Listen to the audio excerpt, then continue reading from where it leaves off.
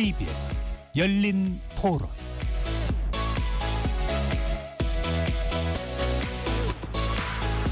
안녕하십니까. KBS 열린 토론 배종찬입니다. 오늘 오전 윤석열 대통령이 12.3 비상계엄 사태가 발생한 지 43일 만에 고위공직자 범죄수사처에 체포됐습니다. 공수처와 경찰이 2차 체포영장 집행을 시작한 지 약 5시간여 만이었고, 현직 대통령에 대한 체포영장 청구, 법원의 발부, 실제 체포에 이르기까지 모든 과정이 헌정사상 처음이었습니다. 오늘 KBS 열린 토론에서는 체포 과정과 수사, 그리고 향후 남은 절차들에 대해 전망해보고요. 비상계엄, 탄핵 정국에서의 여야 간 대치도 지속되고 있는데 정치권 상황 함께 살펴보겠습니다. KBS 열린 토론 지금부터 시작합니다. 치열한 토론 속에서 더 나은 세상을 찾아갑니다. 올바른 세상을 만드는 첫걸음. 평일 저녁 7시 20분 KBS 열린 토론. 오늘 열린 토론 함께 해주실 두 분 소개합니다. 조혜진 전 국민의힘 의원 나오셨습니다. 예, 반갑습니다. 조혜진입니다. 김병욱 전 더불어민주당 의원 함께합니다. 네, 김병욱입니다. KBS 열린 토론 문자로 참여하실 분은 샵 9730으로 의견 남겨주실 수 있고요. 단문 50원, 장문은 100원의 정보 이용료가 붙습니다. KBS 1라디오의 모든 프로그램은 유튜브에서도 함께할 수 있으니까요. 많이 들어와 주시고 구독 꾹 눌러주시고 좋아요도 많이 보내주시면 좋겠습니다. 헌정사상 처음으로 집행된 대통령에 대한 체포, 현직 대통령에 대한 체포입니다. 시민분들은 어떻게 보고 있는지 시민들의 의견 먼저 듣고 오겠습니다. 경호처에서 그렇게 저항이 없었으니까 양쪽 다 다치지 않고 빨리 마무리가 됐으니까 결과론적으로 좋았다고 생각합니다. 법적으로 영장 발부라든지 모든 절차는 그 법원에서 판결을 내린 거니까 거기에 대한 위법성은 없다고 생각합니다. 법원에서 다 인정한 거니까. 대통령을 끝까지 체포를 해야 되나 싶은 그런 것도 있고, 그 야당 쪽에서 왜 남의 티만 그렇게 지금 사실 그렇게 할 수밖에 없었던 상황이었던 것 같은데, 그거를 그렇게 그냥 요거를 뭐 기회로 삼아서 그렇게 하는 게 부적절하다고 보고요. 지금 야당이나 여당이나 정말 국민을 위해서 정말 믿을 사람이 아무도 없고, 정말로 이제 대통령께서 대통령 되시기 전에는 이제 법 쪽에 계셨으니까 그게 좀 떳떳하게 나와서 얘기를 해주셨으면 그게 뭐 해소가 되지 않았을까 합니다. 변호인단을 나서서 계속 얘기는 했지만 정말로 그게 불법이라 그러면 나와서 법적으로 그게 불법이고 잘못했다라는 걸 얘기를 해주셨으면 하는 부분입니다. 이거 좀 빨리 좀 해결이 됐으면 좋겠습니다. 너무 어수선하고 나라에서 바라보는 입장이 안 좋다 보니까 저희 경제도 정말 안 좋아지고 있으니까 뭐가 됐든 제대로 된 그 결과가 나왔으면 좋겠습니다. 공수처가 좀 손을 댔다는 것이 뭐 탄핵도 아직 헌재에서는 아직 결론은 안 났잖아요. 그러니까 이제 결론 나오고 난 다음에라도 얼마든지 할 수 있었을 텐데, 그러면 좀 사회도 조금 더 혼란이 좀 덜하지 않았었겠나 하는 생각이죠. 사법부도 얼마든지 있잖아요. 검찰도 있고 뭐 충분하게 있는데 왜 공수처가 그렇게 꼭 나서야 되느냐. 죄를 졌으면 처벌받아야 될 거 아니에요. 우리나라 지금 외교, 환율, 주가 뭐 모든 게 지금 급격히 추락하고 저 이거 있을 수 없는 정말 있을 수가 없어요. 법치국가니까 민주국가니까 법대로 하면 돼. 법대로. 시민분들의 의견 어떻게 들으셨는지요? 오늘 헌정사상 처음으로 현직 대통령 체포됐다라는 상황 말씀드렸는데, 먼저 두 분께 현 상황에 대해서 어떻게 판단하고 계신지 총평부터 먼저 들어보겠습니다. 먼저 조혜진 전 의원부터요. 이 상황 자체는 참담하죠. 2004년도인가요? 그때 노무현 대통령 탄핵이 있었죠. 그것도 충격이었지 않습니까? 헌법에 뭐 탄핵이라는 규정이 있는 거는 아는 사람은 알고 대부분 다 모르는데 대통령이 탄핵 소추를 당했다는 게 충격이었죠. 근데 그런 충격을 받았으면은 뭐 좀 개선이 돼야 되는데, 그 뒤에 박근혜 대통령 아예 그냥 탄핵 인용이 돼가지고 파면이 돼버렸지 않습니까? 네. 대통령이 국민이 직접 뽑은 대통령이 파면이 되고, 그것도 사실 뭐 웬만한 나라의 역사에서 있기 어려운 일인데, 근데 지금은 아예 현직 대통령이 체포 좀 구금될지도 모르는 그런 상황 까지 가버렸으니까 나라는 분명히 계속 전진해 왔거든요. 발전해 왔고 세계 이 경쟁력 순위도 올라갔고 선진국으로 들어갔는데 정치는 계속 뒷걸음질 치고 후퇴하고 그냥 시궁창으로 그냥 처박힌 느낌이에요. 그래서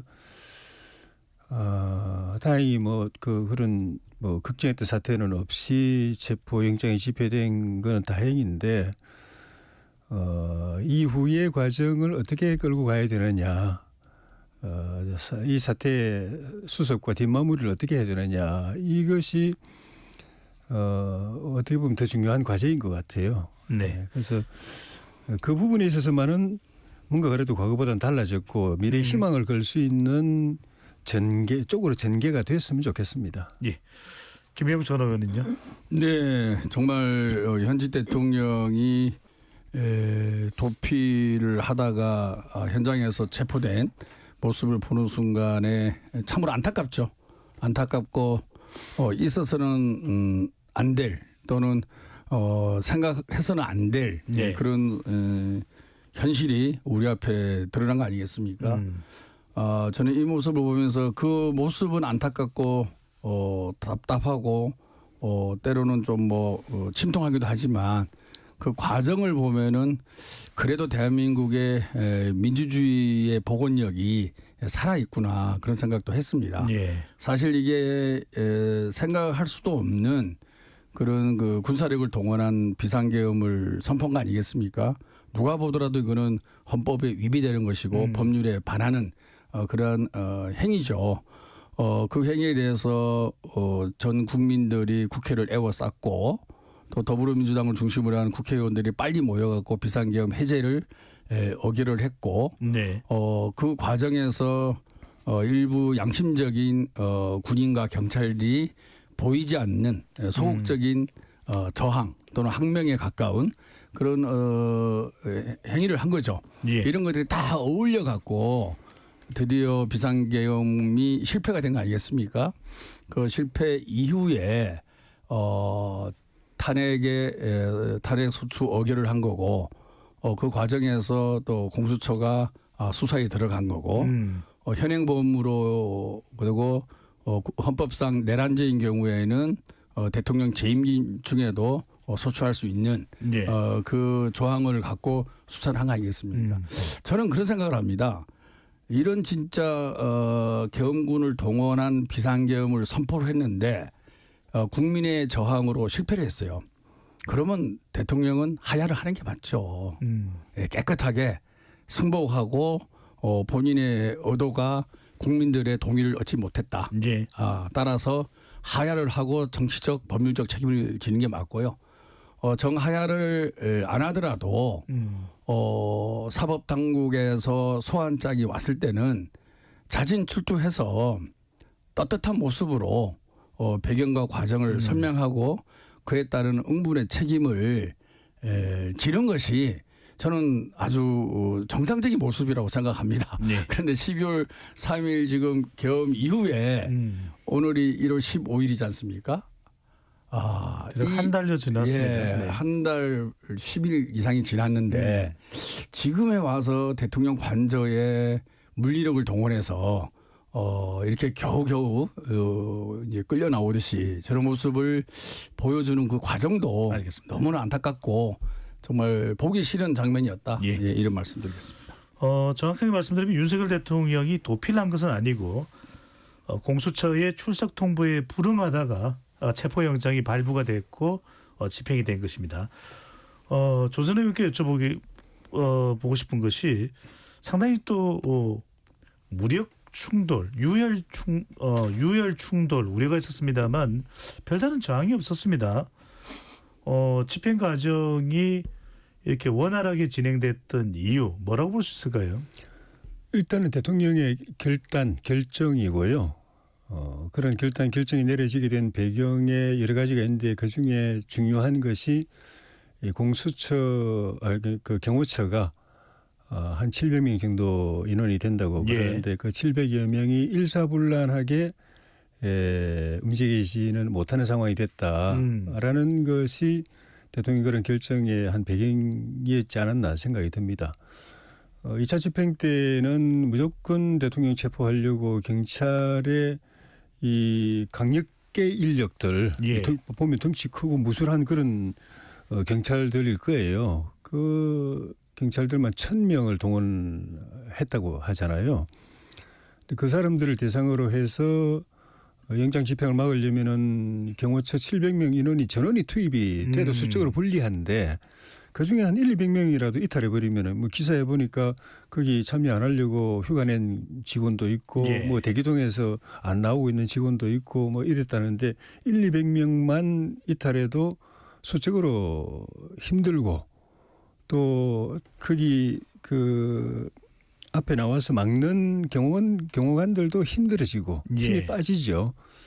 그런 상황에서 이걸 끝까지 막아내려고 하면은 세게 붙어야 되거든요. 그러면 이제 많은 국민들이 걱정했던 그런 좀 비상한 사태가 있을 수가 유혈 있다. 충돌요. 네. 네. 네, 그래 되면은 사태가 단순히 대통령 체포 구금 뭐 또는 재판 수사 재판 이런 차원이 아니라 나라가 수습할 수 없는 앞을 볼 수 없는 상황으로 빠질 수도 있고 위기 상황으로 빠질 수도 있고 만약에 그래 되면 그 책임이 대부분 대통령에게 그대로 넘어올 가능성이 많죠. 예. 그걸 대통령께서 판단하신 것 아닌가. 이런 사태는 막아야 되고 경호관들을 그런 위험한 상황에 내몰아서는 안 되겠다. 내가 더 크게 책임져야 될 일이 생기는 거는 곤란하겠다. 아하. 그런 결정으로 그렇게 하신 거 아닌가 싶습니다. 예. 강력한 경호를 하다가 유혈 충돌이 발생하면 그만큼 윤석열 대통령도 부담이 될 수 있다는 설명을 주셨는데 김 전 의원께서 보시기에는 어떻습니까? 네. 1차 체포 집행 때는 상당히 강경한 저항이었습니다. 그런데 이번에는 지휘부의 이 강경한 방침에 경호처 직원들이 따르지 않고 흩어졌다고 하는데 네. 그 이유가 뭘까요? 이 전개 과정을 보면요. 체포영장이 2번 발부되지 않았습니까? 예. 그리고 중간에 또 이의신청도 했죠. 근데 이의신청도 기각됐죠. 예. 따라서 내란죄 혐의를 받고 있는 윤석열 대통령의 법적 집행이 법적 효력이 분명히 있다. 그리고 그러한 합법적인 집행을 막는 것은 특수공무방해죄에 해당되는 것이고 특수공무방해죄에 해당되면 개인의 인사상의 불이익뿐만 아니라 가족들을 책임져야 될 분들은 이제 공무원 연금까지도 많은 타격을 받을 수 있다. 이런 것들이 이제 많은 언론에 보도가 되지 않았습니까? 예. 그리고 그런 것들이 경호처 직원들도 과연 우리가 윤석열 대통령을 보호하는 것이 과연 정당한 것인가, 타당한 것인가, 국민들한테 지지를 받을 수 있는 것인가, 더 나아가서는 이 공권력에 우리가 대항하는 불법을 저지른 거 아니냐라는 자체 반성들이 많이 있었다고 합니다. 또 그런 것들이 그분들이 언론 인터뷰에 응하고 언론의 흘림으로 인해서 경호처 직원들의 내부 분위기가 외부에 전달됐고 외부에 있는 가족들도 걱정을 하게 되고 친지들과 친구들도 다 걱정하게 되는 거죠. 그게 결국에 민의라는 거거든요. 이 체포영장은 합법적인 거다. 그리고 체포영장에 이의가 있으면 체포 적부심이라는 법적 구제 절차가 있습니다. 예. 그걸 통해서 하면 되는데 계속 정치적인 메시지만 내고 뭐 일각에서 얘기하는 경호처를 사병화하는 거 아니냐. 결국에 우리 젊은 친구들만 법적 처벌에 내몰게 되는 그런 현상이 누가 보더라도 뻔한 거죠. 예, 불법적 행위를 한 대통령 윤석열을 보호하려고 젊은 경호처 직원들이 법적, 경제적, 신분적 이런 피해를 볼 수밖에 없다라는 것들이 공감대가 경호처 주변에 많이 형성됐기 때문에 경호처 직원들이 휴가도 내고 또는 방에서도 안 나오고 예. 그리고 오히려 경호처 직원들이 언론 플레이를 한 거죠. 그 내부의 분위기를 외부의 흘림으로 인해서 뭐 이런 것들이 이루어진 거죠. 다시 말해서 양심적인 경호처 직원들의 자발적 이탈이다. 명령 불복을 네. 통한 승리라고 생각하고요. 또 그 전에는 또 육군으로 구성되어 있는 수방사 소속의 5경비단 예. 이번 경호처의 방위에 우리는 참석하지 않겠다라고 국방부가 선언을 하지 않았습니까? 군 소속이죠. 예, 군 소속입니다. 이런 모든 것들이 경호처 소속 직원들이 우리가 하는 행동이 올바른 행동이 아니구나. 이런 행동은 좋게 봤을 때에 합리화할 수 있겠지만 이미 비상계엄 반환법적 비상계엄과 내란죄 혐의를 받고 있는 예. 이 사안과 그다음에 합법적인 법원이 발부한 체포영장 뭐 이런 것들 전체를 봤을 때 우리가 소극적으로 대응하거나 무대응하는 것이 그것이 오히려 올바른 길이다라는 예. 경호처 직원들의 컨센서스가 알겠습니다. 이루어진 결과가 이번에 이 사건이라고 봅니다. 예, 경호처 직원들 개인적 판단에도 더 이상 저항할 명분이 없었다 이런 설명을 주셨는데 체포 과정에서 참 주목해 볼 부분은 윤석열 대통령 변호인단 측으로부터 자진 출석 이 부분이 상당히 공수처와 많이 조율됐다는 그런 보도가 나왔습니다. 출석이 계속 응하지 않다가 체포 직전에 자진 출석 협의를 상당히 시도했다. 자진 출석이라는 것을 어떻게 해석을 해야 될까요? 그거는 시도한 건 아닌 것 같고요. 차후에 법적 절차를 염두에 둔 일종의 입장 확인, 입장 천명, 사실 확인 메시지였다고 생각합니다. 네. 공수처가 자진 출두를 받아줄 걸 기대하고 그런 이야기를 한 것도 아니고 당연히 공수처는 안 받아줄 걸로 생각하고 예. 그냥 체포 강행할 걸로 생각하고 그렇게 했다고 생각이 드는데 자진 출두를 그러니까 그 구금이나 구속 쪽으로 안 가고 그냥 평화적으로 대통령을 이렇게 뭐랄까요 좀 대통령하고 이제 예. 공수처가 대면해 가지고 조사를 할 생각이었으면은 진작에 그렇게 됐겠죠. 그런데 공수처는 보통은 이제 수사 입건이 되면은 그 피의자 측하고 협의해 가지고 예. 경찰 뭐 검찰 어디든 간에 협의해 가지고 조사 방법을 일정 부분 의논을 하거든요. 특히 공인인 경우에 더더욱더 그렇게 하는데 그렇게 하면 대면 조사 방법도 있고 뭐 제3의 장소에서 조사하는 방법도 있고 얼마든지 조사도 있고 있고요. 예. 그거는 대통령도 저는 기꺼이 응했을 거라고 생각합니다. 그런데 시작부터 공수처는 바로 소환장부터 보냈어요. 와라. 공수처로 출두해라. 라고 이야기했고 그 소환장 보내기 전에 국회에서 민주당 의원들로부터 상임위에서 예. 공수처장이 검찰 출신 국회의원이었던 것 같은데 긴급 체포 할 수 있느냐 없느냐 할 거냐라고 그러니까 할 수 있다 할 거다 이런 취지로 이야기를 했어요. 그러니까 체포하면 그다음에 이제 구속영장 청구하고 구금할 걸 딱 그냥 시나리오를 정해놓은 것이 딱 보였던 거죠. 그러니까 이제 소환장 받고 가면은 바로 거기서 긴급 체포를 하든지 아니면 영장 청구를 하든지 해가지고 구속하려고 할 거다라고 하는 게 이제 보였던 거죠. 그래서 그때는 자진 출두를 안 했었던 것이고, 그런데 오늘 이제 그 이야기를 한 거는 이게 그 내가 공수처에 가는 게 이 영장을 인정한 게 아니다. 영장 집행에 응한 게 아니다. 예. 영장 집행은 여전히 나는 불응이다. 그거는 영장을 인정할 수 없기 때문이다. 인정할 수 없는 건 불법이기 때문이다. 불법인 이유는 수사권이 없는 공수처가 수사를 이렇게 지휘해가지고 또 영장 청구도 하고 발부도 받고 그렇기 때문에 수사 착수 과정, 영장 청구 과정, 발부 과정, 집행 과정 모두가 불법이다. 예. 그 메시지를 분명하게 하기 위해서 자진 출두란 걸 영장에 응한 게 아니고 자진 출두하려고 하는 거라고 이야기했고 대통령 지금 저 공수처 갔어도 지금 요 전까지 이렇게 얼마 전까지 이 뉴스를 보면 예.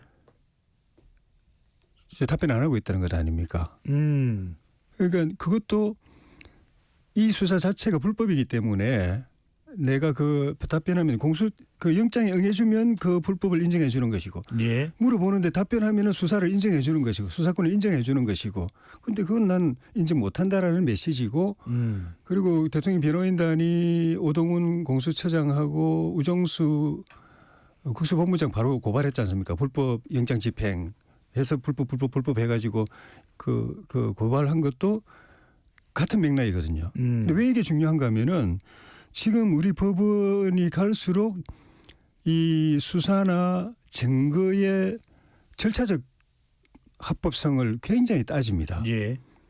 얼마 전에 그 송영길 대표 그 돈봉투 사건 예. 1심에서 판사가 이 징역 2년인가를 선고했죠. 그런데 정치자금법만 유죄로 인정했고 선거법 위반은 무죄라고 그랬습니다. 아하. 그런데 무죄인데 그 죄를 인정하는 게 아니고 죄는 맞다. 돈을 뿌린 거 맞다. 그건 인정했어요. 예. 인정했는데 그런 행위가 있었다는 거하고 그걸 입증하는 증거가 비합법적으로 미법하게 수집이 된 거다. 별건 수사를 통해서 수집이 된 거다. 정치자금 수사하다가 영장 받아 녹취 받아 보니까 거기에 이게 나와가지고 그 수사 들어간 거다. 이거는 별건 수사고 이거는 법원이 인정하지 못하는 것이고 거기서 이렇게 얻어진 증거는 인정 못한다. 그래서 무죄다라고 이야기를 해버린 거예요. 예. 사실 판사끼리는 지금 충돌하고 있는데 그전에 윤관석 의원 재판하는 판사는 그거 다 인정했거든요. 네. 해가지고 실형 줬거든요. 똑같은 사건인데 선거법으로 실형 줬는데 그래서 그 지금 아주 단적으로 설명하면은 그 이 윤석열 대통령의 내란죄 사건이 지금 그 송영길 의원 재판은 그 판사 앞에 가면은 이 무죄 나옵니다. 예. 왜냐하면 시작부터 불법이기 때문에. 알겠습니다. 그래서 이거는 재판 과정에서 유무죄가 왔다 갔다 하는 굉장히 중요한 거기 때문에 영장에도 응하지 않고 자진 출두 형식을 취하고 가서도 묵비권 행사하고 예. 또 그 공수처장하고 국수본부장을 또 불법 또 그 고발하고 하고 예. 있는 거죠. 김전은 이렇게 여쭤보겠습니다. 정진석 비서실장이 제3장소에서의 조사, 방문 조사, 그전에는 누군가는 또 서면 조사를 이야기하는 경우도 있을 거예요. 또 오늘 시간이 막판에 좀 걸린 이유가 윤석열 대통령 측에서 자진 출석을 제시했다. 뭐 이런 이야기가 나오기도 했는데 이런 거 다 일절 공수처가 응하지 않고 체포영장을 집행한 이유 뭐라고 보시는지요? 먼저 이 제3의 장소에서 조사라는 게 국민들한테는 대단히 불편하게 비치는 측면이 있죠. 예. 왜냐하면 작년에 김건희 여사의 디올백 명품 수수 그리고 도이치모터스 주가 조작 관련해서 경호처 부속실이라는 제3의 장소에서 조사를 하지 않았습니까? 그것도 담당 검사가 핸드폰까지 반납하면서 결국에는 무혐의로 끝나지 않습니까? 그러니까 제3의 장소라는 게 사실 권력자의 비위와 불법을 막기 위한 조사는 반드시 해야겠는데 그렇다고 해서 안 할 수는 없고 그러다 보니까 제3의 장소를 선택해서 형식적 조사만 하는 그렇게 비춰질 가능성이 우리 국민들한테 상당히 많은 그런 조사 방법으로 이미 낙인이 돼 있는 겁니다. 예. 그런데 사실 이 사건은 전 국민이 생방송으로 보지 않았습니까? 비상계엄 선포부터 국회와 선관위 난입 그리고 그 이후에 수방사령관 그다음에 뭐 정보사령관 그다음에 계엄사령관 모두의 예. 진술 이런 것들이 다 리얼하게 생방송으로 전 국민들에게 알려진 상황입니다. 이 상황 속에서는 저는 아까도 말씀드렸다시피 대통령이 피의자로 입건되는 순간에 자진 출석을 해야 되죠. 자진 출석을 그때 하는 게 맞죠. 이거는 법리적으로 논쟁할 대상도 안 되는 겁니다. 그래서 저는 헌법재판소에서 빨리 결정이 나리라 보는데요. 이거는 누가 보더라도 명백한 현행범이죠. 박근혜 대통령은 뭐 업무방해, 제3자 뇌물 그렇기 때문에 공방이 가능한 거죠. 공방이 가능하고 서로가 증거의 능력에 차이가 있을 수 있는데 이 건은 뭐가 있겠습니까 솔직히. 헌법에 위반한 비상계엄을 본인이 선언을 한 거고요. 국회에 난입을 한 거고요. 선관위에 난입을 한 겁니다. 그리고 그 창문 깨고 문 깨고 진입을 하지 않았습니까? 예. 모든 것들이 다 국민들한테 증거가 이미 공개된 그러한 위법 사항이 벌어진 거죠.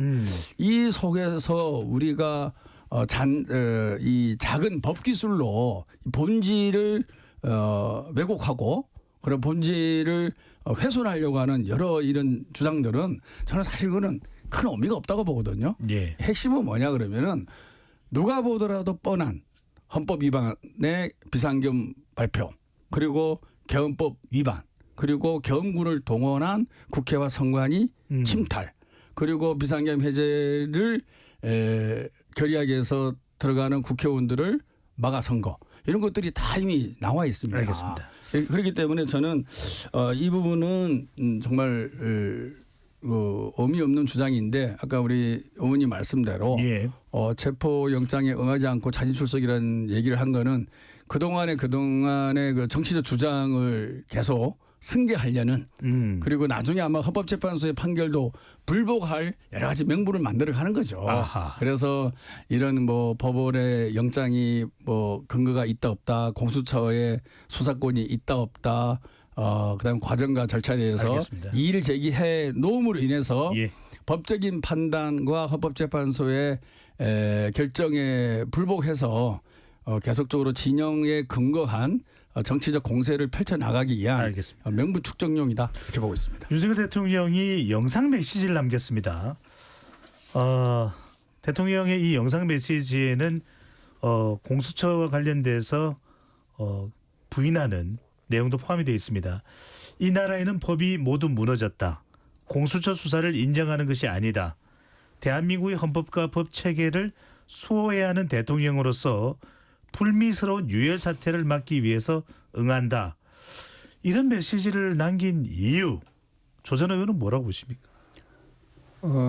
대통령 생각을 제가 직접 들어보지 못해서 계엄을 결심할 때 이게 헌법적으로 문제가 없다고 생각했는지 네. 문제가 있을 수 있고 나중에 법적 책임을 져야 될 수도 있지만 이건 이 방법이 아니고는 나라가 이거는 도저히 구제불능이다 이렇게 생각해서 그런 법적 리스크를 떠안고 했는지는 모르겠습니다만은 어쨌든 본인이 이 임기가 이미 보장돼 있고 계엄을 안 하더라도 뭐 특별한 일이 없으면은 뭐 임기 마치고 할 수 있고 또는 법원이 제대로 뭐 재판한다면은 한 6개월만 기다리면 이재명 대표는 뭐 대선에 못 나오는 상황도 될 수 있고 예. 하는데도 불구하고 본인이 결과적으로는 굉장히 어려운 처지로 스스로를 떨어뜨리는 행위거든요.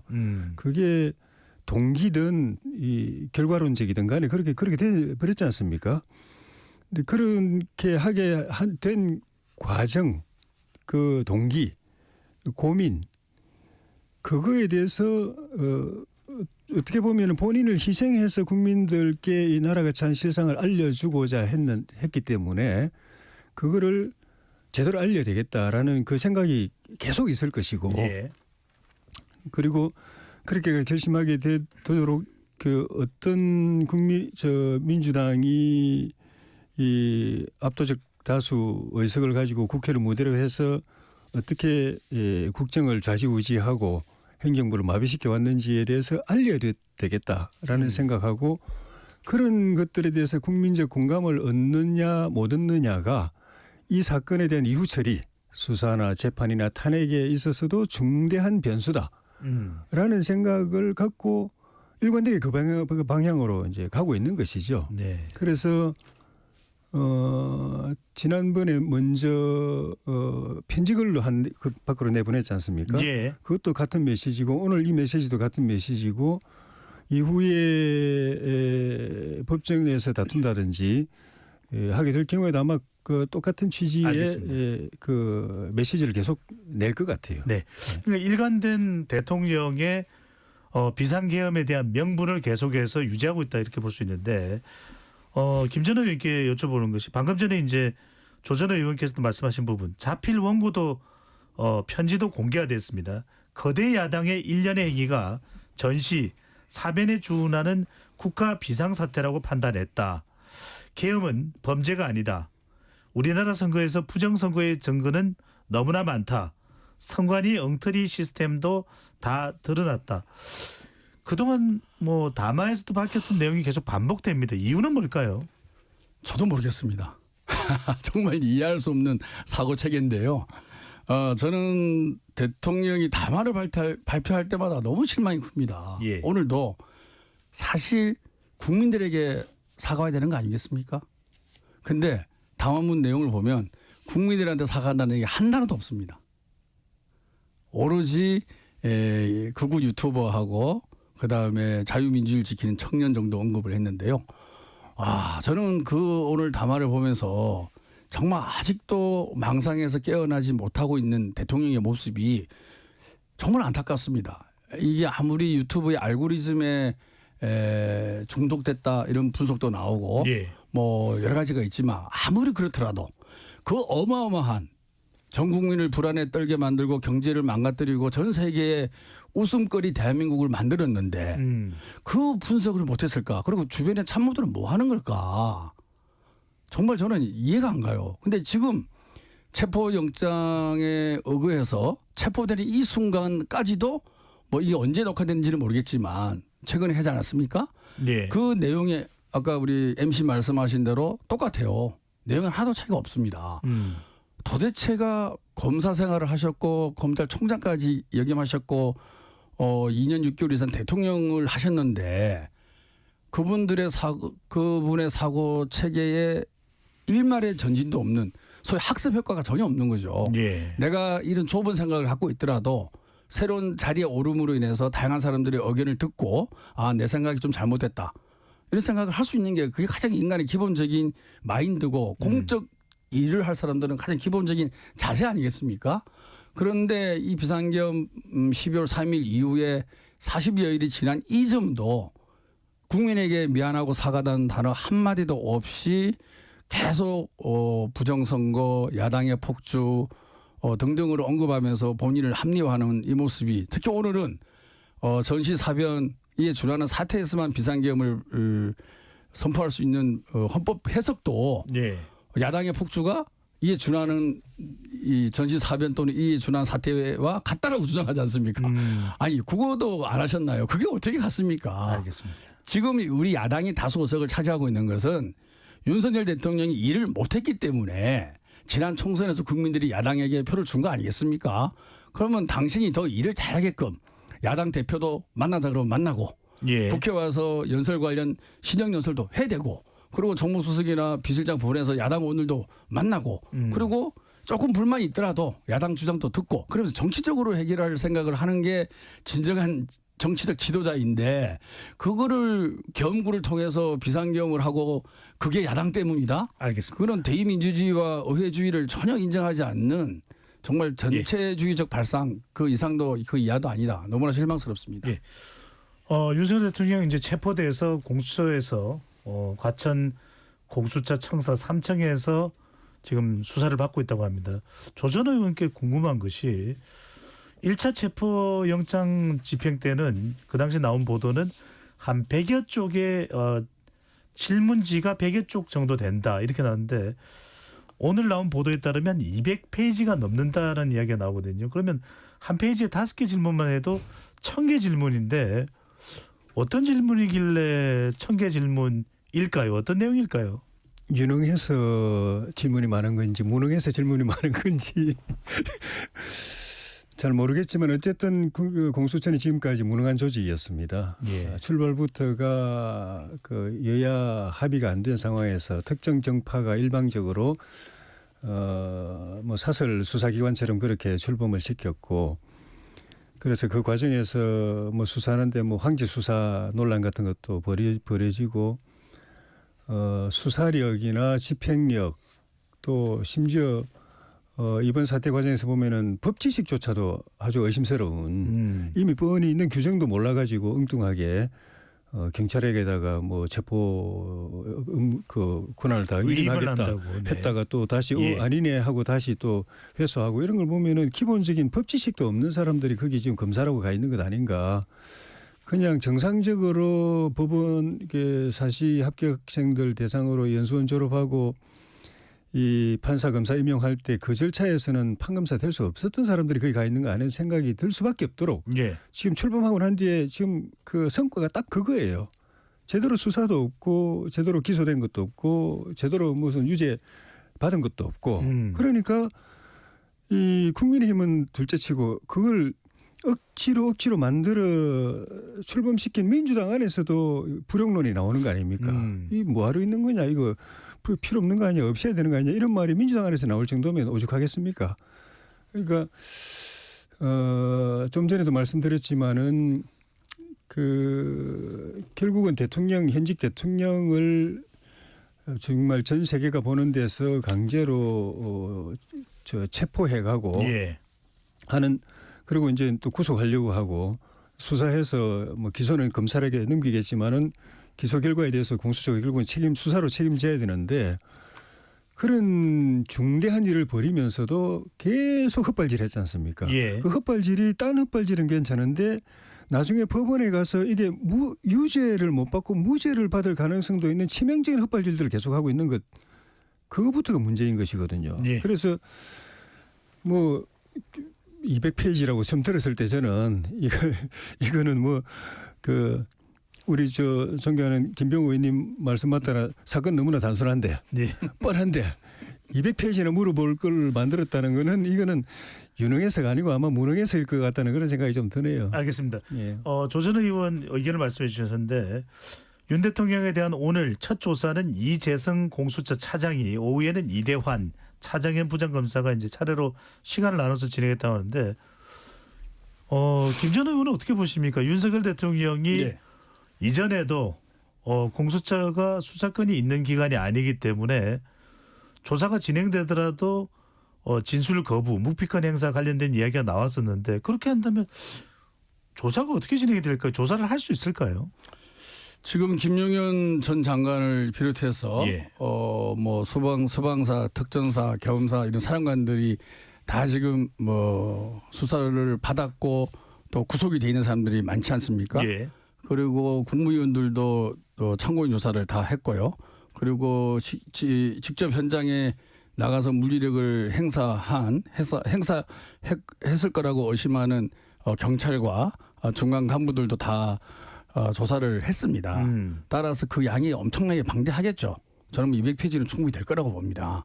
그래서 그 진술에 대해서 어디까지 대통령이 직접 지시하고 인지하고 있었느냐라는 부분이 핵심이지 않겠습니까? 예. 그리고 또 중요한 것이 이제 사전 모의 부분이 있겠죠. 수개월 동안에 모의를 해봤다는 것은 이미 드러난 사실이고 그 모의 과정에서 외환을 유치하려고 남북 관계를 정치적으로 이용하지는 않았는지 그리고 민간인 신분으로 군인을 지휘하려고 하는 모의를 하지 않았는지 이런 것도 중요하고요. 예. 또 뭐 제2, 제3회 실패했을 때 제2, 제3회 계엄 선포 그런 부분들 좀 계속 얘기가 나오고 있지 않습니까? 네. 의원님 말씀 도중에 죄송합니다만 예.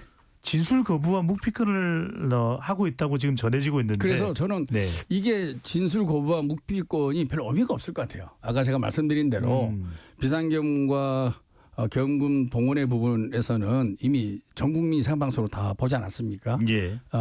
그래서 그리고 그 이후로 많은 양심적 진술이 나와 있는 거고요. 또 객관적 물증이라든지 증거들이 이미 많이 확보가 돼 있는 걸 알고 있습니다. 따라서 피의자 입장에서 진술을 거부할 수 있는 거는 방어권 차원에서 예. 보호가 돼야 되죠. 대통령도 마찬가지겠죠. 그래서 그것이 진술을 거부한다고 해서 이 실체적 진실을 파헤치는데 저는 개인적으로 큰 지장은 초래하지 않을 것이다.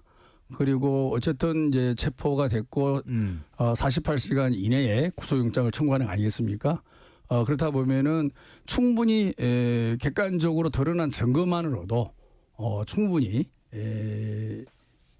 이 비상계엄과 그다음에 내란죄의 혐의로 예. 기소하는 데는 뭐 저는 큰 문제가 없을 대통령 것이다. 진술이 없다고 하더라도 예, 저는 개인적으로 이렇게 보고 있습니다. 공수처가 이제 기소는 검찰에 넘겨야 되잖아요. 네. 예, 뭐 수사권도 없지만 거의 기소권도 없는 사건을 지금 붙들고 있는 건데 검찰에 넘겨야 되는데 넘기는 자료가 결국은 대통령 오늘 내일 이틀 사이에 그 신문 조사한 거 그걸 넘기는 건데 지금 질문서가 200페이지라고 그랬잖아요. 예. 그러면은 신문 조서는 통상 질문하고 답변하고 합하면 500에서 1000페이지는 돼야 되는데 제가 볼 때 200페이지 그대로 넘길 것 같아요.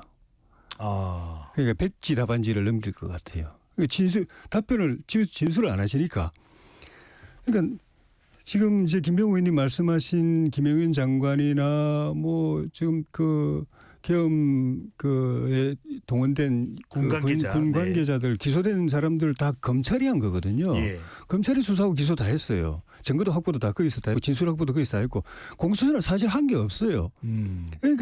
그러니까 이 대통령 체포에 목을 매는 이유가 뭐 자진 출두도 안 받아주고 뭐 불러서 조사할 수도 이렇게 만나서 조사할 수도 있는데 애초부터 그 생략하고 소환장부터 바로 보내고 그다음에 영장 청구하고 했던 이유가 이게 여기서 한 건 안 올리면 진짜 공수처는 민주당 의원님 말씀처럼 해체해야 되는 거예요. 그러니까 실존적 위기에 코너로 다 몰린 거예요. 그러니까 무리하게 자기들이 나서도 안 되는 것, 나서면 안 되는 것인데 예. 나서고 수사권도 없었으면 나서고 그 영장 청구도 불법인데 영장 받아가지고 경찰들 갖다가 동원해가지고 이렇게 한 거죠.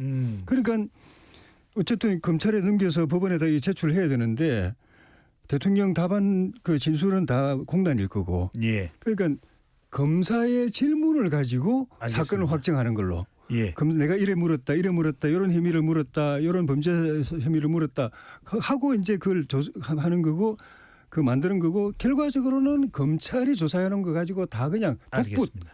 복사해서 붙이는 결과가 될 거예요. 김 전 의원 말씀까지 듣고 마무리하겠습니다. 근데 사실 지금 공수처는 공수 자체의 수사 능력이 아닌 경찰의 협조를 받고 있고요. 또 국방부 협조를 받아서 공조본 차원에서 수사를 하고 있다는 말씀을 꼭 드리고 싶고요. 많은 피의자들이 묵비권을 행사합니다. 그러면 뭐 대한민국의 묵비권을 행사하는 피의자가 다 기소가 안 되나요? 그건 아니죠. 그거는 자기 방어권의 하나의 수단인 것이고 객관적 물증과 객관적 정원이 있는 경우는 충분히 기소가 되는 겁니다. 그런데 이 사건은 제가 누차 말씀드렸지만 너무나 심플한 사건입니다. 심플한 사건이고 모든 전 국민과 관련자들이 너무나 명백하게 같은 증언과 진술을 할 수밖에 없다고 생각합니다. 그리고 사실 그 수방사령관이나 특전사령관들이 여러 가지 이제 대통령으로 받은 지시들, 예. 문을 깨부수고 들어가라, 뭐 등등등등 이런 것들이 거짓이라고 생각하는 국민은 아무도 없을 겁니다. 알겠습니다. 실질적으로 그런 명령을 받은 거죠. 그래서 저는 이 사건을 작은 법 기술로 자꾸 본질을 왜곡하려는 건 정말 안 하면 좋겠어요. 예. 국민들로 하여금 법치 국가의 자존심만 저는 훼손한다고 봅니다. 오히려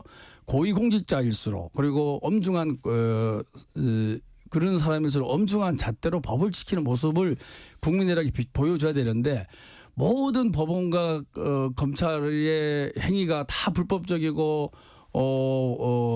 법률이 위반된다고 계속 주시고요. 윤석열 네. 대통령 측이 주장한다 그러면 대한민국 검찰과 법원이 어떻게 자리매김할 수 있겠습니까? 저는 그 부분도 한번 생각을 해 주셔야 된다. 이런 말씀드리겠습니다. KBS 열린 토론 헌정사상 첫 현직 대통령 체포 관련돼서 이야기 나누고 있습니다. 로고 듣고 2부로 돌아오겠습니다.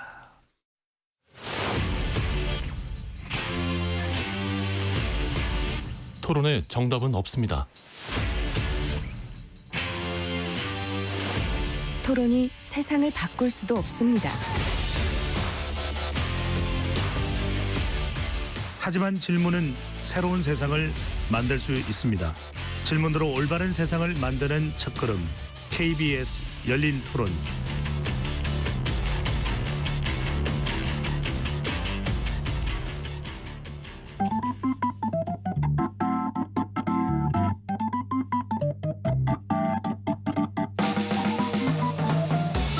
세상을 바꾸는 질문, 열린 토론이 시작합니다.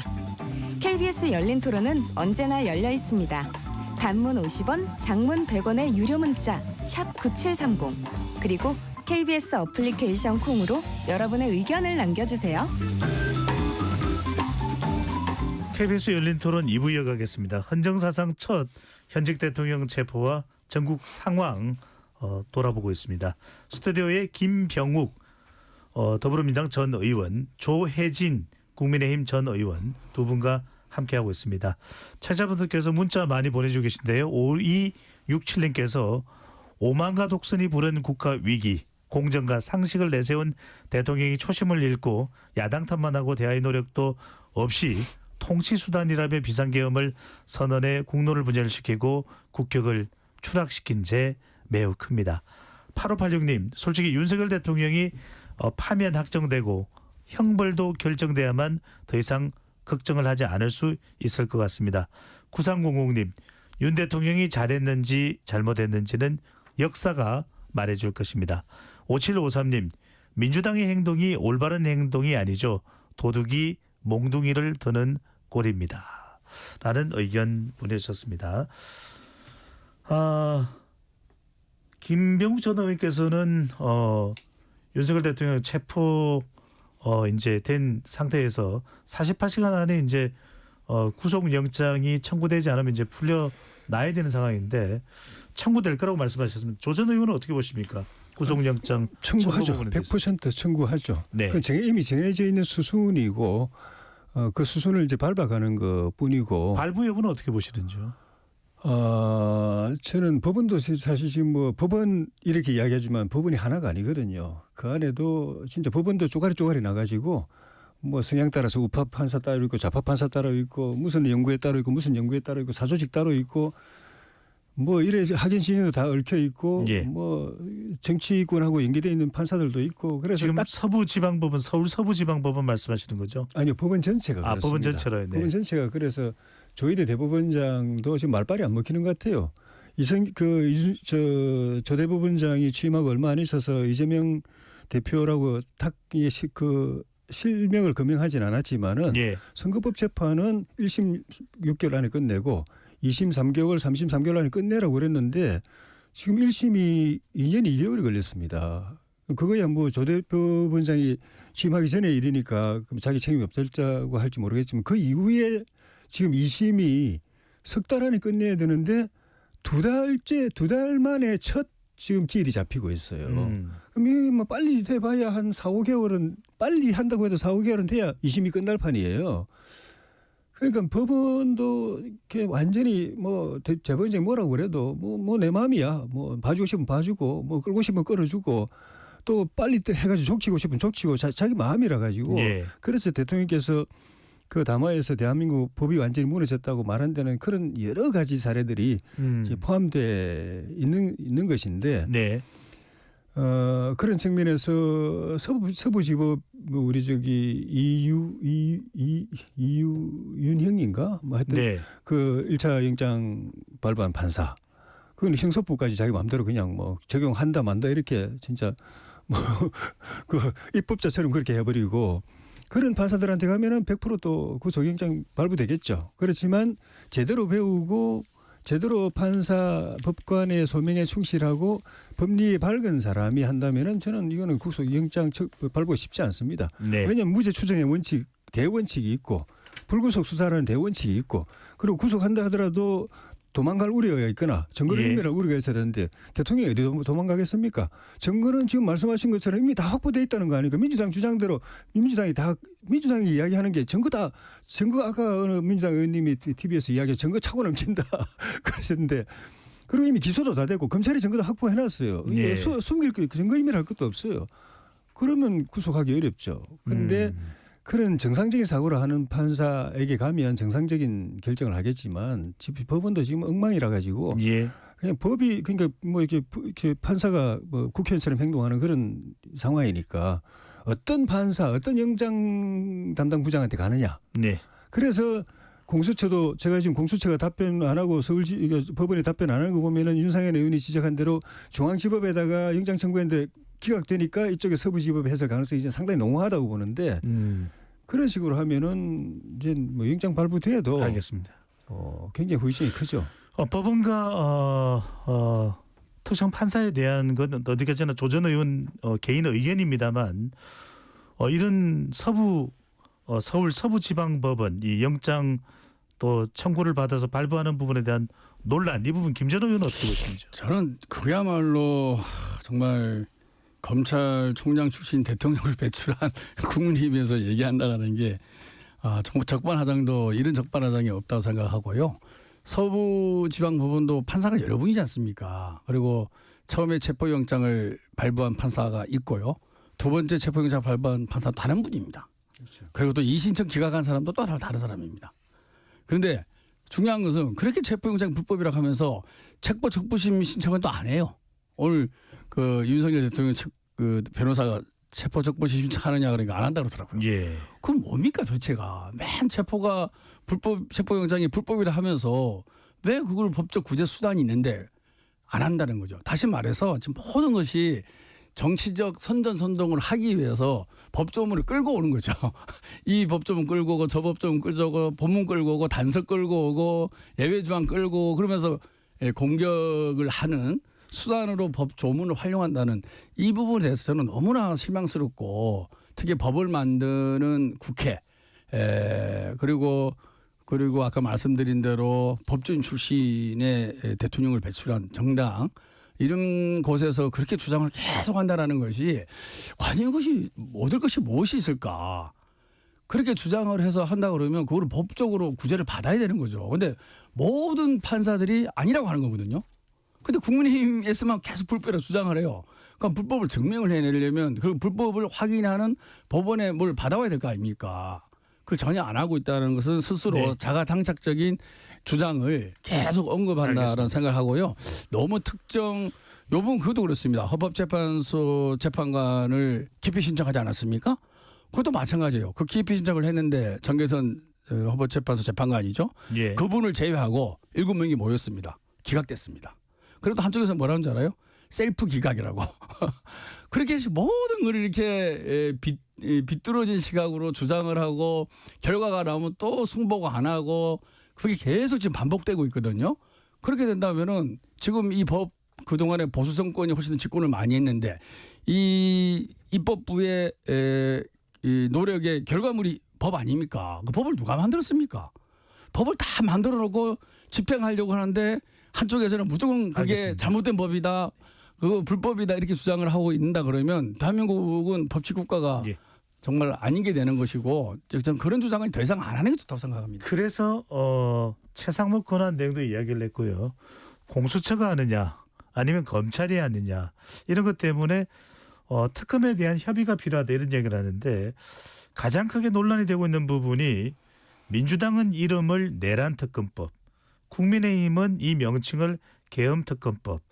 그래서 가장 이 충돌하는 부분이 몇 지점이 있습니다. 가장 첨예하게 대립하고 있는 것이 외환 혐의를 넣느냐 마느냐 이 부분 먼저 조 전 의원은 어떻게 보십니까? 일단 명칭 관련해서는 그 민주당이 이거는 너무 정략적으로 접근하고 있는 부분이죠. 예. 보통 사건은 그 사건 자체의 이름을 넣는 거지 그에 대한 가치 판단을 넣는 게 아닙니다. 예를 들면 세월호 사건은 세월호 사건이지 그게 뭐 나중에는 법적으로 다 어떤 사람은 직무유기로 뭐 어떤 사람은 뭐 과실치사로 이렇게 해서 그 처벌을 받았지만은 그 사건 자체를 그런 식으로 무슨 뭐 직무유기 살인 뭐 과실치사 사건 이렇게 안 하거든요. 그냥 세월호 사건인 거죠. 이태원 사건 이태원 사건인 거죠. 계엄은 계엄 사건인데 사건명을 붙이는 것이지 처벌명을 붙이는 것이 아니다. 범죄명을 붙이는 게 아니죠. 왜냐하면 지금 내란죄 혐의를 가지고 수사가 지금 진행 중이지 않습니까?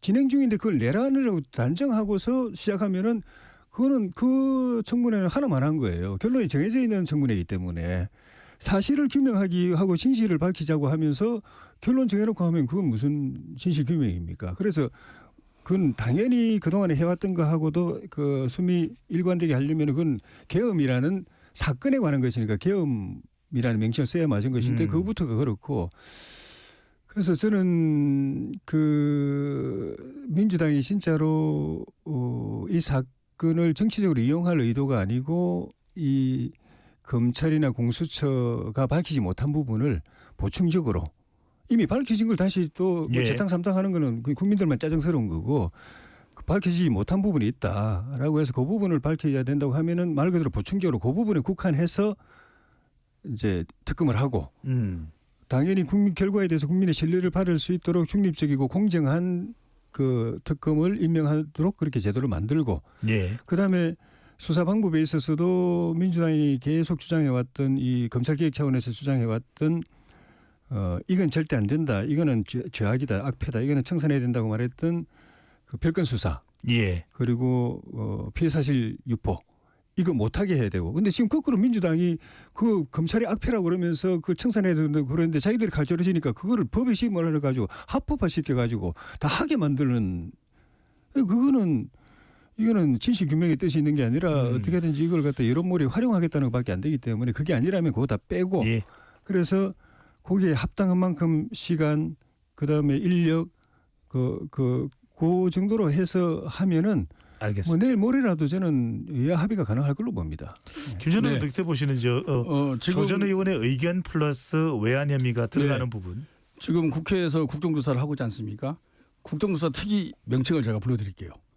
윤석열 정부의 비상계엄 선포를 통한 내란 혐의 진상규명 국정조사 특위입니다. 그러니까 그게 문제가 있다는 거죠. 아니 이미 이거는 진행을 하고 있지 않습니까? 문제는 있다고 주장은 했지만 지금 국정조사를 하고 있는 거 아니겠어요? 그러니까 국민의힘에서는 이 명칭 갖고 처음에 이에 대해서 얘기를 했죠. 그다음에 통과되고 나서는 지금 참여해서 하고 있는 거 아니겠습니까? 다시 말해서 한 번 이게 진통을 겪어서 결론 난 거는 넘어가자 이거죠. 이미 내란 혐의 진상규명 특별조사위원회라고 명칭을 합의를 했어요. 그런데 또 특검할 때는 또 이거 갖고 명칭 갖고 논란을 하는 거 아닙니까? 시간 끌기죠. 그리고 지금 국민의힘에서는 이런저런 얘기를 하잖아요. 특검법을 안 내고 있어요. 그게 문제입니다. 이 벌써 주진우 법률위원장 등등해서 뭐 한 일주일 됐나요? 자체적으로 특검법 내겠다고 계속 언론에 얘기하고 뭐 민주당의 특검법은 이러는 문제가 있다. 수정하겠다. 좋습니다. 예. 그럼 법안을 내놓고 협상을 해야 될 거 아닙니까? 근데 법을 안 내고 있어요. 그리고 아까 말한 대로 이미 국조특위에서 합의한 명칭을 갖고 또 시비를 겁니다. 그 어떤 진정성을 갖고 우리가 의견을 내겠습니까? 아까 외란 부분은 분명히 그 노상원 전 정보사령관의 수첩을 보면 NLL 근방에서 북한을 자극해서 이런 분위기를 조성한다. 그리고 오물풍선에 원격 타격을 한다. 이런 것들이 수첩에 다 적시가 돼 있습니다. 당연히 그런 물증이 나왔기 때문에 조사를 할 필요가 있는 거죠. 그렇지만 협상을 할 여지가 있습니다. 정 그렇다 그러면 어찌됐든 비상계엄과 내란에 초점을 맞춰서 특검을 하자라고 할 수는 있는데 아까 말씀드린 중요한 것은 법안을 안 내고 있다는 겁니다. 마치 국민의힘이 수세에 몰려서 수정안을 낼 듯이 얘기는 하고 있는데 계속 며칠째 법을 안 내고 있어요. 그러니까 이것을 뭐 외환을 반드시 넣어야 되겠지만 그래도 우리가 조속한 특검을 출발하기 위해서 여러 가지 카드가 있을 수 있는데 협상을 제대로 하려면 국민의힘의 단일안이 빨리 나와야 됩니다. 법안을 안 내고 있다. 또 외환 혐의 포함되는 것은 필요하지 않겠냐. 어떻게 보시는지. 법안은 뭐 이번에 낼 것 같아요. 준비를 하고 있는 것 같고 내용도 거의 이제 제가 보니까 나와 있고. 근데 아까도 말씀드렸지만은 특검은 기존의 경찰이나 공수처 검찰에서 수사했는데 빠진 부분, 제대로 안 된 부분, 미진한 부분을 추가로 하기 위해서 하는 거지 그 사람들이 한 걸 다시 또 재탕 삼탕하기 위해서 하는 게 아니거든요. 그런 측면에서 외환이란 거는 이 아예 그쪽에서 그 출발 단계에서부터 이거는 이슈 자체가 안 되었던 것인데 그 검찰이나 경찰 공수처에서 외환죄를 가지고 혐의를 가지고 조사를 했는데 미진하다. 그리고 특검이 그 외환죄 부분도 다시 또 해야 되겠다. 이게 아니잖아요. 처음부터 그냥 특검이 바로 그냥 외환하겠다는 거잖아요. 그것부터가 이거는 말이 안 되고 두 번째는 거꾸로 이렇게 민주당이 굉장히 이거는 좀 미스테이크 실수를 자충수를 두고 있다고 생각이 드는데 외환죄를 꺼내면서 외환죄라고 외환 범죄라고 민주당이 규정하는 그 사건들을 통해서 민주당이 갖고 있는 이 국가관이 뭔가, 안보관이 뭔가, 대적관이 뭔가, 대북관이 뭔가를 그냥 공개적으로 까발리는 형태가 돼버렸어요. 그러니까 민주당 주장대로 하면은 북한이 풍선 보내는 거에 대해서 우리가 대응하는 거, 그 범죄라는 거거든요. 근데 그거는 그 군 출신인 김병주 의원님도 그 쏘아서 떨어뜨리면 되는데 왜 안 떨어뜨리냐고 그랬어요. 허영 의원님도 헬기에 비무장지대 헬기 띄워가지고 그걸 처리하면 되는데 왜 하면 안 되느냐고 그랬는데 지금은 거꾸로 그 풍선 날아오는 걸 대응하면은 그거는 범죄라고 민주당이 보고 있는 것이고 무인기를 북한에서 보내가지고 성주까지 오고 강원도까지 떨어졌다가 용산 상공까지 왔잖아요. 예. 그에 대해서 왜 제대로 대응 안 하느냐 그래서 뭐 했는지 아닌지 국방부 확인 안 해주니까 모르겠지만 했더라도 그 대응인데 북한이 무인기를 보내서 대통령이 집무실 상공까지 보내도 우리가 그에 대응해서 보내면 그건 범죄다. 이게 지금 민주당의 시각이거든요. 알겠습니다. 그리고 북한에 대해서 대북 방송하는 것도 이건 범죄다. 대북 방송하고 이렇게 전단 보내는 건 미국이 지금 지원하고 있는 일이에요. 네. 대북 방송은 아니지만 대북 방송 우리가 국방부 자체적으로 하는 거지만 전단 보내는 거는 미국이 북한 인권 차원에서 지원하고 있는데 미국 사람들이 볼 때는 미국의 조야가 볼 때는 한국의 집권 다수당 민주당은 도대체 어떤 관점을 가지고 있길래 우리가 북한 인권 차원에서 지원하는 대북 전단 보내는 걸 범죄라고 하고 이 처벌해야 된다고 특검이 조사해서 처벌해야 된다고 하느냐. 예, 알겠습니다. 그 전에 1차 탄핵 소추안에 뭐 미일과 같이 하고 한미일 협력하고 한 것 때문에 그 탄핵해야 된다라고 한 거 보고 미국이 깜짝 놀랐잖아요. 예. 이번에 더 세게 놀라게 생겼어요. 예. 예, 우리가 북한의 6.25 남침으로 인해서 정말 어려움을 많이 겪은 민족 아닙니까? 따라서 확실한 대북관을 가져야 되고 우리가 북한의 남침에 대해 경계를 해야 되겠죠. 이게 지금 외환이 중요한 것은 뭐냐면은 내란을 모의하면서 이것을 정치에 활용하려고 하는 게 좀 문제라는 거죠. 소위 북풍 아니겠습니까? 남북 관계의 긴장과 대적 관계를 정치에 이용하려고 하는 모의를 하지 않았느냐. 그걸 의심하는 거죠. 노상훈의 수첩이라는 것은 계엄 모의 수첩입니다. 내란 모의 수첩이에요. 거기에 그것이 적시가 돼 있는 거예요. 따라서 순수하게 우리가 북한의 남침 야욕에 대해서 우리가 철저히 응징하고 우리가 정말로 국력을 모아서 대하는 거는 당연한 거죠. 그거는 더불어민주당도 마찬가지고 아마 국민의힘도 마찬가지일 겁니다. 그런데 이런 남북 관계와 이런 긴장 관계를 고도화시켜서 마치 정치적으로 불안을 야기하고 그것으로 인해서 군사력을 동원하는 것을 합리화하고 이런 것들은 정말 해서는 안 되는 거죠. 그런 부분에 대해서 수첩에 그런 것들이 자세하게 적시가 되어 있으니 이것은 조사를 해야 되는 거 아니냐. 알겠습니다. 이것이 건전한 우리가 애국 하는 자세다 이런 말씀을 드리는 이 이야기는 여기까지 하고요. 자, 마지막 주제인데 이번에는 두 분이 하시고 싶은 말씀이 많아서 딱 시간을 2분으로 제한하겠습니다. 시간이 우리도 이제 거의 끝날 무렵이라. 자, 민주당이 이번에 그 전용기 의원이 카카오톡으로 내란 선동 관련 가짜 뉴스를 퍼뜨리면 일반인들도 고발하겠다 해서 상당히 크게 논란이 되고 있습니다. 이른바 카톡 계엄이다. 이렇게 이제 국민의힘에서는 비판 수위를 높이고 있는데 김전 의원은 보시기에는 어떤 의미라고 봐야 될까요? 저는 정말로 이 왜곡의 수준이 너무 도를 지나치는 것 같아요. 우리 민주당에서 관심을 갖는 것은 가짜 뉴스를 건절하자는 거거든요. 그러니까 아마 우리 조진호 의원님도 그런 가짜 뉴스 많이 봤을 겁니다. 지금도 국회의원들이 연금 받는다. 엄청난 가짜 뉴스가 많이 나둱니다. 국회 사무처나 우리가 아무리 얘기를 해도 근절이 안 돼요. 네. 국회의원 연금 없어진 지가 한 20년 됐습니까? 그런데 많은 국민들이 지금도 입법부 국회를 이렇게 혐오하는 차원에서 첫 번째가 뭐냐면은 전용기 의원이 말한 가짜 뉴스는 내란 선전 선동과 관련된. 그래서 제 말씀은 뭐냐면은 그러니까 가짜 뉴스를 근절하자는 게 저희가 목적이고요. 카톡 검열은 말이 안 되는 거죠. 그런데 그거를 우리가 가짜 뉴스를 건절하자로 얘기하는데 저쪽에서 카톡 검열로 치받는 거죠. 이건 정말 말이 안 되는 거죠. 가짜 뉴스는 여러 경로를 통해서 유포가 됩니다. 뭐 유튜브도 되고요, 뭐 언론도 되고, 뭐 카톡도 되고 다양한 이제 채널이 있지 않습니까? 그 중에 한 채널이 카톡인 거죠. 그래서 카톡의 일상적 대화를 검열한다는 거는 말이 안 되는 거죠. 검열할 수도 없습니다. 불가능한 거죠. 그런 거는 검열하겠다고 생각도 해서는 안 되고 그렇게 해서는 안 되는 거고요. 다만 너무나 가짜 뉴스가 횡행하고 그것이 아무런 처벌을 받지 않다 보니까 죄의식 없이 너무 이곳저곳에 뿌리는 경향이 많은 거는 분명합니다. 우리 정치인들도 양쪽에서 많은 카톡을 받고 있습니다. 정말로 황당한 뉴스들이 많이 나와요. 예. 그런데 그것에 대해서 제대로 된 처벌을 받았다고 한 뉴스는 거의 없을 겁니다. 마무리를 해주시고요. 예, 그래서 우리가 제대로 된 민주주의를 구현을 하기 위해서는 정보가 제대로 소통이 돼야 되고 정보의 비대칭이 사라져야 알겠습니다. 되고요. 그러기 위해서는 진실이 이렇게 교류가 돼야 되는데 가짜 뉴스를 예. 건전하자는 데서 저는 국민의힘이 마무리해 동의해 주십시오. 주시고 그 가짜 뉴스를 건전한 방법을 예. 고민해 주셨으면 여기까지 듣겠습니다.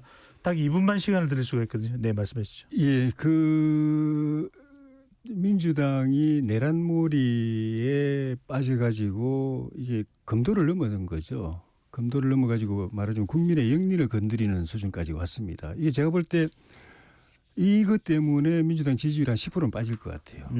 그 일단은 내란 선전 선동 자체가 말이 안 되는 겁니다. 법적으로 말이 안 되는 것이 내란 선전 선동죄는 내란의 모의나 착수 단계의 범죄입니다. 내란에 같이 할 사람들을 모집하기 위해서, 규합하기 위해서, 그리고 대중을 선동해가지고 봉기를 일으키기 위해서 선전 선동하는 거예요. 근데 지금은 민주당이 내란이라고 말하는 계엄이 이미 해제됐습니다. 끝났습니다. 지금 이제 내란 선전 선동이 있을 수가 없어요. 그런데도 이걸 계속 이야기하면서 총리도 내란 선전 선동 개입 대행도 개입 또 국민의힘 지도부도 개입 해가지고 계속 낙인 찍는 일을 계속 하거든요. 낙인 찍는 거는 내란몰이하고 그걸 가지고 상대방 기죽이고 꼼짝 못하게 하고 그리고 나중에 특검 만들어가지고 그 사람들 수사 대상으로 올려가지고 대선 기간 동안에 대선도 못 치르고 만약에 조기 대선 된다고 하면 대선도 못 치르고 선거운동 못하고 이 사람들 맨날 조사받게 만들려고 하는 의도인 것이죠. 그게 효과가 있다고 봐가지고 계속 했다가 하다 이제 안 되니까 일반 국민까지 넘어가 버린 거죠. 제대로 이제 국민 영린을 건드려 버린 셈인데 이 카톡이라는 거는 거의 아마 한 3천만 명 이상은 거의 파에 있을 거예요. 생활이에요. 이거를 의원님은 그 검열이 불가능하다고 그러는데 전용기 의원은 알겠습니다. 계속 가능하다고 하는 것 같아요. 그러면서 막 배째라식이에요. 나를 그냥 고발하라. 네, 미안하다, 잘못했다, 좀 오해가 있다, 나를 고발하라 이런 식으로 나오는데 알겠습니다. 이제 점점 자충수가 마무리해 주십시오. 자해행위 수준으로 가고 있어가지고 네. 그렇네요. 예. 제가 오늘 사실 제일 묻고 싶은 질문은 정치권이 이렇게 극한의 대립으로 간 상황, 현 정치권이 소통과 협치가 어려운 이유, 이걸 여쭙고 싶었는데 못 여쭤봤네요. KBS 열린 토론 이것으로 모두 마무리하겠습니다. 두 분 토론 고맙습니다. 고맙습니다. 감사합니다. 지금까지 KBS 열린 토론 배종찬이었습니다.